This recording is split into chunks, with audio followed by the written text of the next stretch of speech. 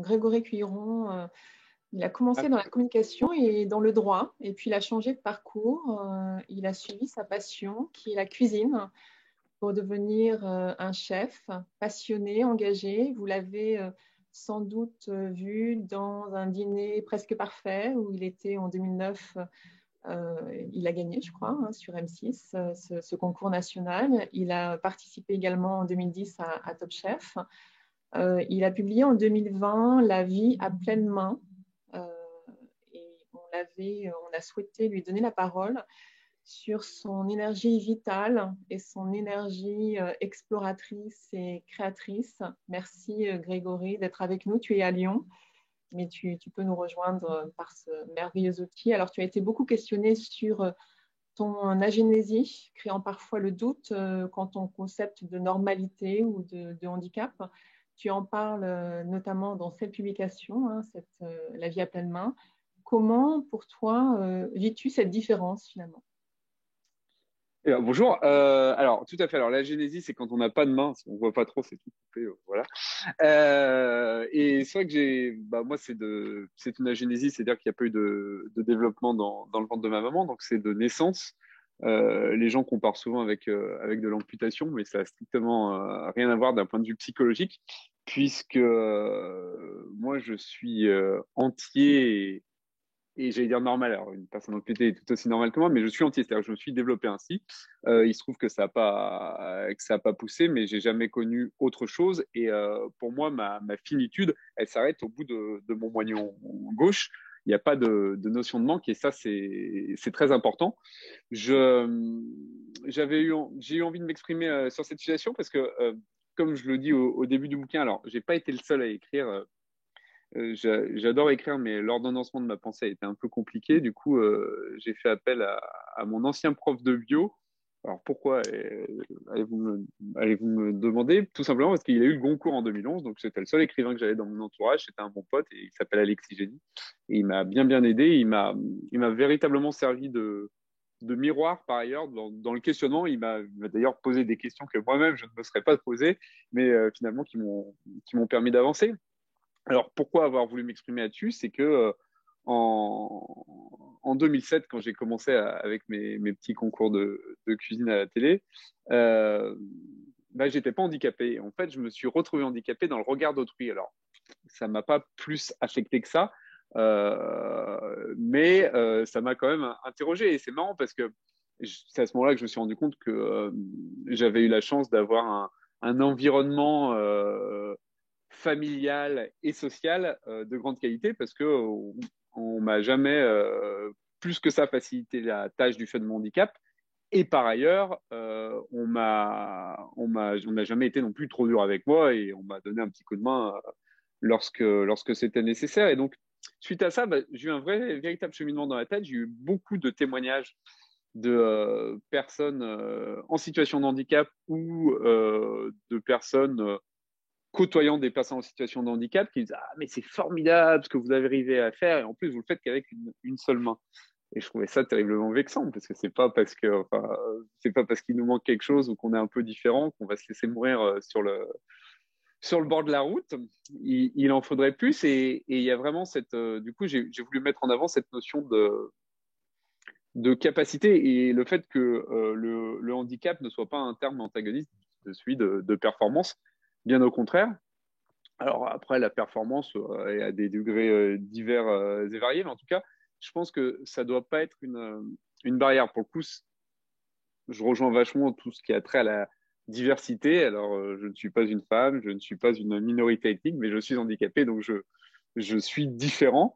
Et la différence, c'est une chance. Enfin, si on n'avait que des personnes identiques, je pense que la société évoluerait pas des masses et j'ai pas envie de revendiquer cette différence, mais j'ai pas envie qu'on m'empêche de faire quoi que ce soit du fait de celle-ci. Alors, on avait envie de commencer quand même par cette énergie physique qui te caractérise, parce que tu pratiques quand même de nombreux sports, vélo, natation, escalade, judo, parfois équipé de prothèses, parfois sans prothèse. Est-ce que ça a toujours été le cas? Et puis surtout, où puisses-tu cette soif et de découverte et cette énergie derrière toute cette vitalité que tu caractérises? Alors, bah déjà, j'ai la chance de faire ce qui me plaît, donc je vais pas en plus être tout mou du genou. Je pense que quand on a la chance de faire des choses plaisantes, faut le faire avec joie, bonne humeur et tant que faire se peut, énergie. Pour ce qui est du sport, moi, c'est juste que j'ai besoin de me défouler, sinon je fais des tours sur moi-même. Rislaine parlait tout à l'heure de rumination mentale, ça c'est un gros problème. J'ai toujours un vélo dans la tête. Et du coup, il faut que j'arrive un peu à me fatiguer, à m'occuper. Donc, c'est pour ça également que moi, je lis énormément. C'est un peu ma méditation à moi. Ça me permet de me transporter dans autre chose, qu'il s'agisse d'ouvrages, d'histoire, choses de Staccabi ou de romans. C'est quelque chose qui me fait du bien. Mais c'est pas parce que j'ai de l'énergie et de la vitalité que j'ai jamais de coups de mou. Et c'est vrai que l'âge aidant, les coups de mou, on arrive à les gérer différemment. C'est-à-dire que je pense qu'il faut être à même de gérer les temps forts et les temps faibles. Et jusqu'à il y a quelques années, il n'y a pas si longtemps que ça, moi, je culpabilisais vachement quand j'avais rien à faire. Je trouvais ça pas normal et parfois ça m'arrivait parce que j'ai une activité très protéiforme qui se partage entre la sensibilisation à l'emploi des personnes handicapées, le restaurant, le team building, un peu de télé de temps en temps. Et du coup, ça fait que j'ai également des emplois du temps protéiformes avec des hauts et des bas. Et j'arrivais pas à prendre le temps de me reposer sans culpabiliser. Et depuis que je sais mieux gérer ces temps forts et ces temps faibles, bah voilà, le fait de savoir accepter le temps faible me permet d'être plus up au moment du temps fort et de par ailleurs mieux apprécier les choses parce que j'en étais venu à un point d'épuisement total. En plus, les gens vous prennent de l'énergie, mine de rien, parce que quand on est face à un auditoire, forcément, on donne de l'énergie. Alors, on en récupère aussi sous une certaine forme, mais parfois, on est bien naze et j'en étais venu à voir toute intervention, toute rencontre, voire même un dîner chez des amis, à voir ça comme quelque chose d'énergivore, ce qui était dommage. Donc il a fallu un peu repenser la manière de prendre les choses parce que parfois c'est juste dans l'accueil qu'on fait aux événements qui nous entourent qu'on arrive à économiser de l'énergie, si ce n'est à en économiser, à en générer une nouvelle et voilà et transformer les ondes négatives en ondes positives. Alors, tu es à la tête de 2 restaurants. J'en ai plus qu'un. Ah, tu n'en as plus qu'un. Ouais, parce Depuis que la l'autre, on pandémie? s'entendait pas avec mon associé. Ah bon, d'accord. J'ai gardé que 5 mains. Un autre problème d'associé. Donc, tu as des projets d'écriture, une fiction, je crois. Tu prépares une fiction. Également, tu as un nouveau projet d'émission de télé. Alors, on a vu avec Jean que son moteur était peut-être plus le sens. Quels sont tes moteurs à toi, avec cette particularité que j'ai vue dans ta publication, que tu t'étais découvert également HPI, haut potentiel intellectuel. Donc, comment on vit avec Toutes ces tasses. toutes ces faveurs? Alors, moi, oui, forcément, il y a du sens. Après, c'est vrai que quand on est entrepreneur à son compte et qu'une grande partie de son boulot dépend également de son image, parfois on se dit que payer les factures, c'est bien aussi. Donc, il y a le sens, mais l'argent, c'est aussi le moteur de mon modèle économique, même si pour moi, c'est pas une fin en soi. C'est-à-dire que, grosso modo, la moitié de mes activités sont bénévoles, donc des interventions pour des associations, pour des causes qui me tiennent à cœur. Et c'est pour ça que l'argent est important, parce qu'il faut que l'autre moitié me permette de libérer du temps pour faire des choses qui me tiennent particulièrement à cœur. Alors, c'est pas pour autant que j'ai une schizophrénie dans mes activités, c'est-à-dire que ce que je fais par ailleurs, moi, ça fait maintenant un peu plus de 10 ans, 12 ans que je fais ce que je fais. Je refuse très régulièrement des partenariats parce que j'ai envie que ça me corresponde et je peux pas jouer contre moi-même. Enfin, c'est pas possible, ça me rendrait dingue et je veux pouvoir entre guillemets me regarder dans la glace le matin. Donc je suis très sensible au type de partenariat que je peux avoir. Moi, alors, je vais dire une dimension locale pour ce qui est de l'alimentation, ça c'est certain, mais vraiment, faut que j'ai la même vision en termes de sens. Et on parlait d'impact tout à l'heure. C'est vrai que ça, c'est un truc qu'on fait depuis longtemps dans mes restos. c'est cuisiné local de saison, majoritairement bio, au moins en culture raisonnée, parce que j'ai pas envie que mon plaisir crée le malheur d'autrui. Pour ce qui est de haut potentiel, c'est un peu toujours bizarre comme expression. En soi, alors c'est sûr quand on fait son petit test de QI et qu'on sort du truc, on se dit bah ouais tiens c'est génial. Je pense que je devais marcher à 10 cm du sol pendant 2-3 jours. Après ça retombe parce que ça change pas grand chose. Si ce n'est que moi ça m'a permis de comprendre beaucoup de choses sur moi-même et sur ce qu'avait pu être ma vie jusqu'alors. Euh, je connaissais très bien la problématique puisque mon frère avait été diagnostiqué très jeune et moi, étrangement, je sais pas, je devais avoir la tête de l'idiot du village, mais ils n'ont pas eu l'idée de voir ce qu'il en était. Et, euh, et du coup, oui, ça m'a expliqué certains comportements, certains ressentis que je pouvais avoir. Et en même temps, c'est drôle parce que ça m'a donné envie j'ai l'air de pas me gâcher et ça a développé. Alors, j'ai toujours une certaine appétence, une certaine curiosité pour ce qui m'entourait. Mais là, par exemple, je disais pas mal.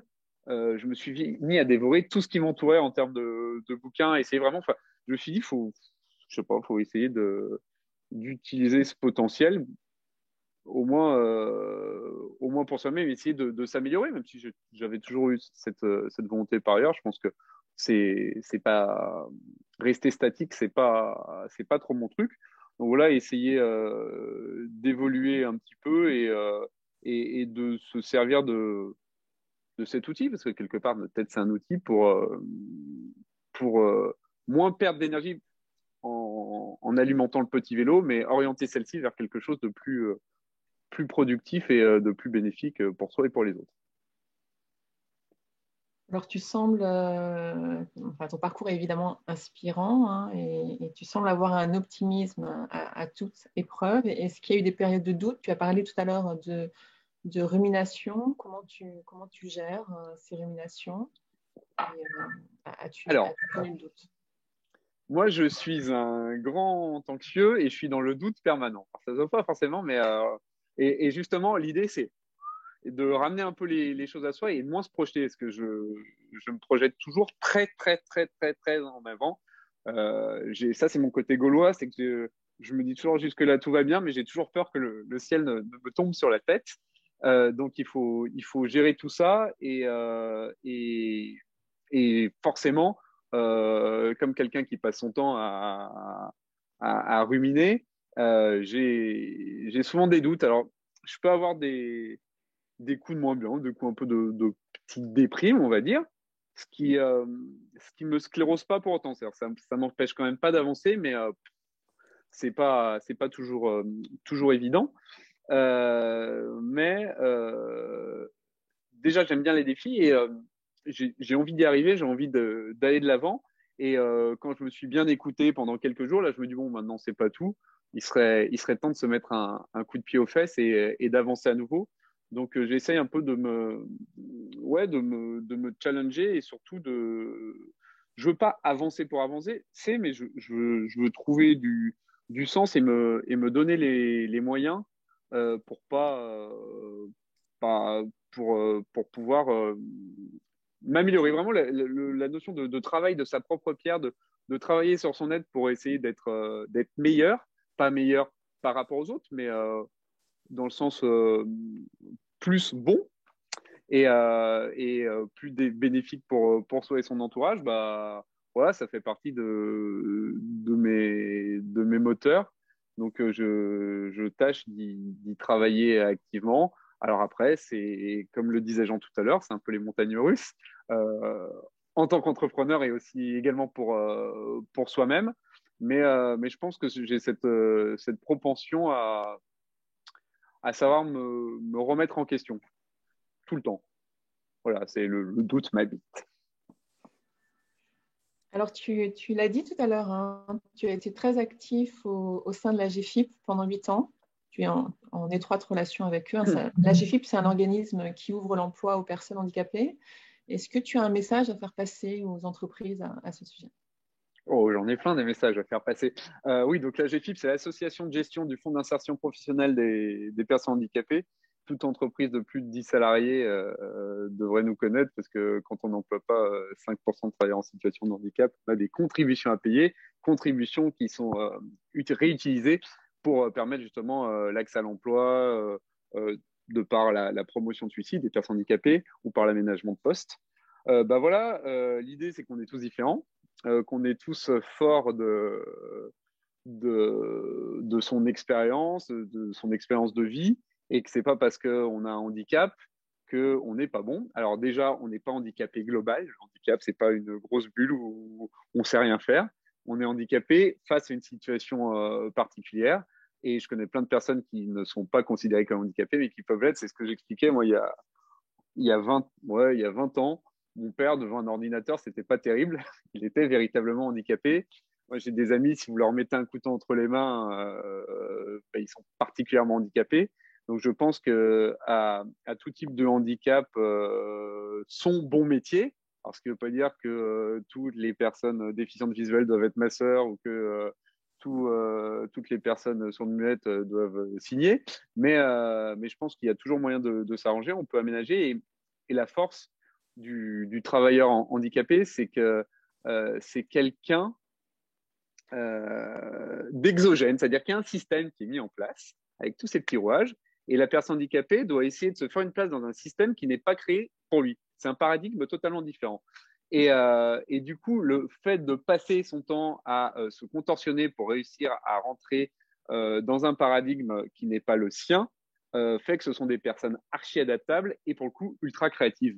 Et je pense que c'est vraiment une chance d'avoir une personne handicapé qui soit dans son équipe. Et en plus, alors, chose fort utile, c'est ce que disent souvent les entreprises après avoir fait l'expérience de l'handicapé au sein de l'entreprise, comme je dis, les essayer, c'est les adopter, c'est qu'il y a beaucoup moins d'absentéisme dans les équipes parce que les gens se disent, quand ils ont un petit rhume ou un petit peu mal à la gorge, se disent, bon, moi, là, je voudrais me faire porter pâle alors que Jean-Pierre, il arrive et qu'il est à moitié grabataire ou qui voit pas d'un œil ou voilà, ou qu'il lui manque un bras. Donc c'est sa valeur d'exemple par ailleurs. Alors, une autre question sur justement ce qui te caractérise peut-être le plus, hein, sur ta créativité. Euh, Est-ce que c'est l'intuition? Est-ce qu'il y a des processus? Est-ce que tu la stimules? Est-ce qu'il y a des rituels? Comment ça se manifeste? Alors, il n'y a pas du tout de rituel, comme toute chose créative, enfin je pense. Le processus créatif peut être, alors, d'une certaine manière, douloureux. C'est pas un truc, ça sort comme du papier à musique, faut un peu se tordre le cerveau. Après, moi, je recherche pas la créativité pour la créativité, ça m'intéresse pas. Je me suis dit, dis pas, alors quel plat génial et créatif je vais inventer aujourd'hui. Je pense que la créativité, c'est enfin, selon, pour moi en tout cas, une gymnastique intellectuelle qui fait que je vais me nourrir de choses à droite à gauche, parfois même involontairement. C'est-à-dire, je peux être créatif culinairement parlant, en ayant lu un bouquin qui n'a strictement rien à voir ou en sortant d'un concert. Ça va juste enclencher d'une certaine manière mes petits rouages et finalement, ça va faire remonter des choses à la surface.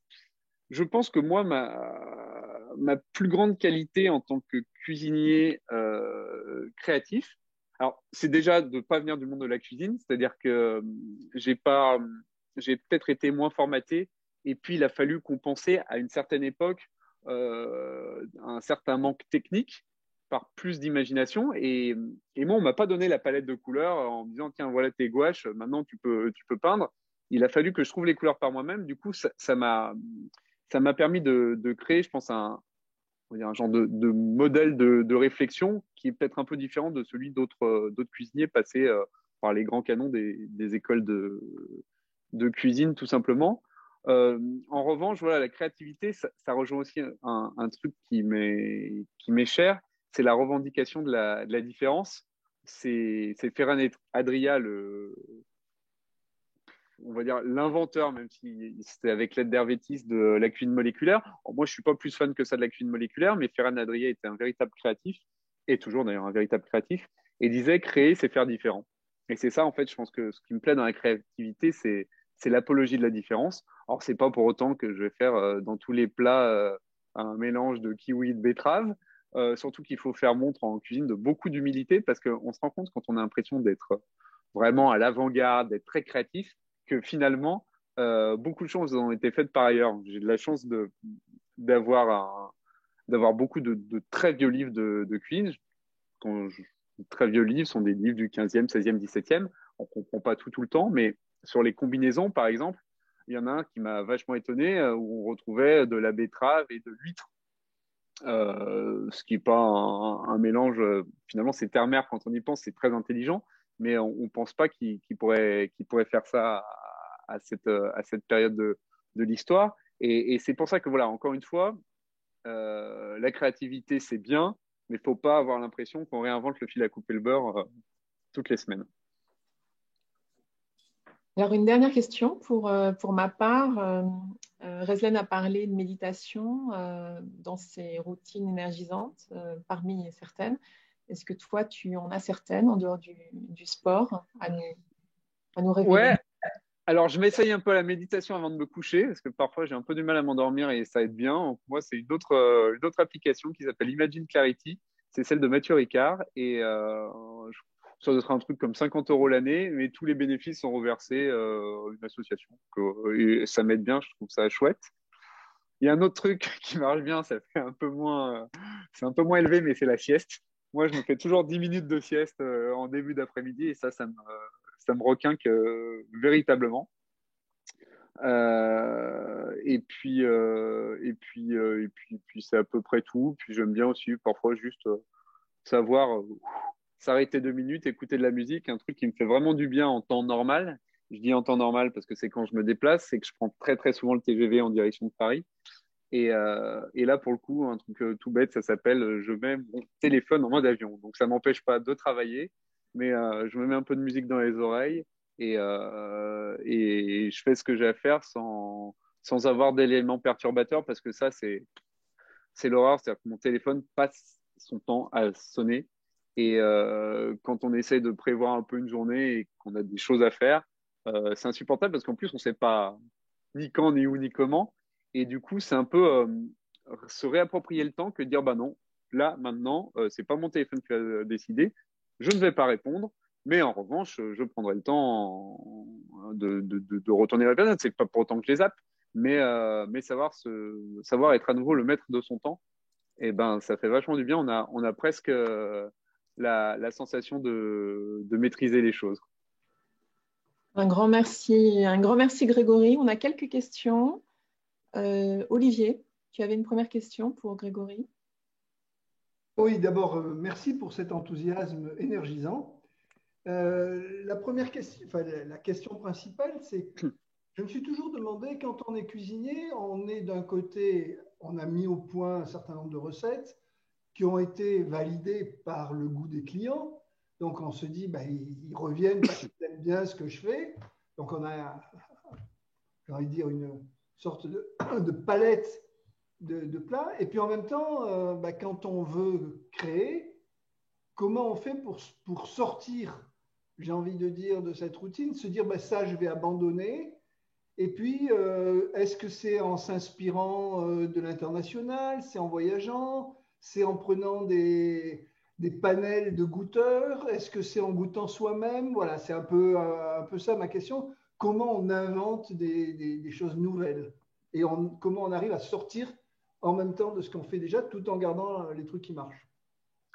Alors, je crois que c'est le risque de tout cuisinier. D'ailleurs, je ne sais pas si vous avez l'habitude de fréquenter certains établissements étoilés, mais c'est un peu ce qui m'enquiquine parfois, c'est que les gars sont tellement accrochés à leurs étoiles qu'ils d'une saison à l'autre, ça change, mais d'une année à l'autre, ce sont toujours les mêmes plats. Et je trouve ça dommage. Et c'est vrai que le risque, c'est toujours de vouloir rester sur des classiques. On me demande souvent, c'est quoi ta spécialité? Bah, je dis, bah, j'en ai pas. Moi, j'ai pas de spécialité. Il y a des choses que j'aime plus faire que d'autres.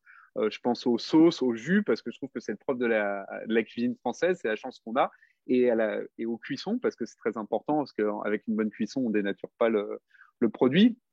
En fait, la créativité, telle que je l'entends en cuisine, je pense que c'est plus de la combinaison qu'un acte combinatoire, plutôt que de la créativité plus pur et dur, c'est-à-dire qu'on va cuire avec une certaine technique.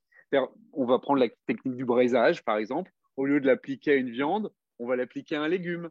On va utiliser tel produit qui nous vient d'Asie qu'on va combiner avec un produit sud-américain ou un produit français. Voilà, c'est essayer de recombiner des choses qui ne sont pas nées au même endroit, au même moment. Pour moi, c'est plutôt comme ça qu'on combine en cuisine.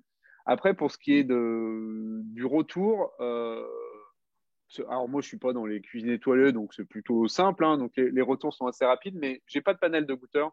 Euh, la chance que j'ai, c'est que j'arrive très bien à m'imaginer la combinaison de goûts dans ma tête. Alors, c'est pas parce que j'imagine dans ma tête que ce sera bon forcément, même si on arrive à avoir quand même une idée. Moi, je cuisine d'après ma palette, c'est normal, puisque c'est intuitif personnel, quoi. Ça vient de soi, donc on peut pas cuisiner comme quelqu'un d'autre. En revanche, je cuisine pour les autres. C'est-à-dire qu'en termes d'assaisonnement, je ne le fais pas selon mes goûts, mais selon ceux qui plaisent le plus, par exemple. Euh, Ça peut être un exemple stupide, mais il y a quelques temps, moi, j'ai pas mal d'amis brésiliens et ils étaient pour un congrès à Lyon. Ils sont venus manger dans mon restaurant. Et il y avait par ailleurs un ami et sa femme qui sont français, qui les connaissent très bien, et je leur ai fait du magret de canard. Et moi, le magret, je l'aime très rosé à cœur. Enfin, je trouve que c'est comme ça que ça doit être mangé. Et à la fin du repas, la femme de mon ami, qui est donc française, me dit, mais c'était très bien et tout, mais le magret, je l'ai trouvé un petit peu trop cuit. Je dis, bah oui, c'est normal, parce que c'était une tablée de Brésiliens, et les Brésiliens, ils n'aiment pas la viande trop saignante. Donc c'est pour ça, parfois, on fait un peu fi de sa personne pour faire plaisir à son auditoire. Les Grecs aussi aiment la viande très cuite. Ouais, c'est dommage. Après, les Grecs, ouais, comme les Brésiliens, ça peut aussi s'expliquer par le fait que le climat est pas trop propice à laisser traîner de la viande pas trop cuite. Il faut quand même tuer les bactéries. C'est de la nourriture de cow-boy. Merci Olivier. On avait une autre question de Reslène, je crois. Oui, en fait, j'avais une question effectivement sur les challenges. Tu parlais tout à l'heure de challenge.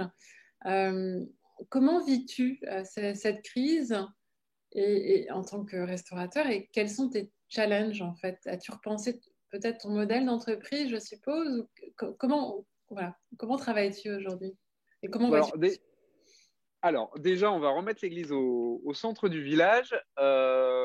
Moi, les restaurateurs qui font la gueule, ça m'enquiquine pour la simple et bonne raison qu'on a la chance d'être excessivement bien aidés. D'ailleurs, vous remarquerez que depuis quelques mois, c'est motus et bouche cousue. Je pense très sincèrement que en ce moment, un restaurateur gagne au moins aussi bien sa vie qu'en période normale. Après, c'est comme toute chose, c'est un peu comme les agriculteurs avec la PAC. On n'a pas envie, enfin, question d'orgueil, de vivre grâce aux subsides de l'État, mais on remercie quand même l'État parce que ça nous a bien aidés. Moi, au titre de mon activité, parce que la restauration, c'est pas mon modèle économique, c'est-à-dire que ça met un peu de beurre dans les épinards, mais moi, c'est le plaisir de partager mes recettes et de pouvoir officier de temps en temps, mais c'est pas comme ça que je gagne ma vie. C'était très compliqué. J'ai beaucoup aimé le premier confinement parce que ça a permis de tirer le frein à main, de se poser et de réfléchir un peu à sa vie et là où on voulait aller. En revanche, j'ai beaucoup moins aimé la sortie parce que moi qui étais beaucoup dans des choses événementielles, j'ai passé 6 mois à pas pouvoir me payer et à même être obligé de demander un petit coup de main à mes parents. Donc, à 40 ans passés, ça fait un petit peu mal. Donc, il a fallu digérer, mais surtout trouver des solutions. Alors là, mon cerveau s'est mis en branle et je me suis dit, qu'est-ce que je peux faire? Et à partir de septembre, je me suis un peu remué. J'ai mis en place une offre digitale, entre autres de team building au travers de cours de cuisine, donc en distanciel. Et là, j'ai arrosé tout ce que je connaissais en termes de DRH, d'entreprise, d'agence de communication, en disant, bah voilà, et oh, je suis là, moi, je peux faire ci, ça. Et il a fallu laisser un peu de temps. Entre-temps, j'ai fait un peu de repas à domicile, enfin, chose que j'ai horreur de faire en plus, parce qu'il faut se balader avec tout le matériel, c'est compliqué. J'aime bien le contact avec les gens, mais la dimension technique est plus compliquée. Et à partir de novembre, ça a commencé à bien se passer. J'ai commencé à avoir de plus en plus de choses. Et comme tu le disais tout à l'heure, je pense que le positif attire le positif parce que j'ai plein d'autres choses qui arrivent qui n'ont strictement rien à voir avec ça. Donc là, j'ai pas à me plaindre. En revanche, le grand angoissé que je suis, en train de se dire, mais ça va se passer comment quand ça va déconfiner? Est-ce que ça va toujours marcher cette offre-là? Est-ce que la vie d'avant va revenir? Enfin voilà, je me pose beaucoup de questions, mais j'ai décidé désormais d'essayer à minima d'anticiper, mais de pas trop me stresser non plus concernant des choses sur lesquelles je n'ai aucune direction. Oui, il n'y a aucun contrôle, oui. Merci beaucoup, Grégory. J'adore ton énergie. Bravo. Top. Merci, c'est gentil. On est fan. Il y avait un commentaire de Catherine. Peut-être, si tu veux prendre la parole, Catherine. Non, c'était juste que j'adhérais complètement au propos de Grégory sur la chance, en fait, d'avoir une personne en situation de handicap dans une équipe. Moi, j'ai eu la chance d'avoir Charlotte, qui était en fauteuil roulant et qui a apporté une dynamique dans l'équipe qui était incroyable parce que c'est des personnes, alors on en parlait l'autre jour avec Patrick, qui ont une résilience incroyable et qui ont cette capacité à apporter toute leur énergie vers un projet et moi, je trouve ça dommage que aujourd'hui, tu parlais des 6% de pourcentage obligatoire, que finalement, les entreprises ne le voient pas sous un angle bien plus positif en termes de performance pour l'entreprise et performance de l'équipe, parce que c'est ça qu'il y a derrière, et puis des rencontres personnelles qui sont fantastiques. Donc, merci Grégory pour cette énergie, parce que j'adhère complètement et bonne chance pour tous tes projets. C'est très gentil. C'est vrai que pour l'instant, c'est un petit peu compliqué l'emploi des personnes handicapées. Enfin, un peu compliqué, il y a plein de bonnes initiatives, mais parfois c'est un peu difficile. Mais d'un autre côté, le combat sera long et dur. Comme dirait Winston Churchill, je vous promets de la sueur, des larmes et du sang. Parce que je rappelle quand même qu'on est, ce que je dis toujours par provocation, on est un peu comme des femmes parce que on est quand même dans une société qui n'est pas fichue encore de payer toutes les femmes au même niveau que les hommes. Alors imaginez les handicapés, c'est même pas une affaire de rémunération, mais juste d'acceptation. Donc voilà, on est latin, on met toujours un peu de temps à se bouger, mais on finit toujours par y arriver, donc je suis quand même plein d'espoir. Merci Grégory, merci Catherine de ce témoignage, merci Grégory d'avoir répondu présent et bravo, et merci de cette énergie.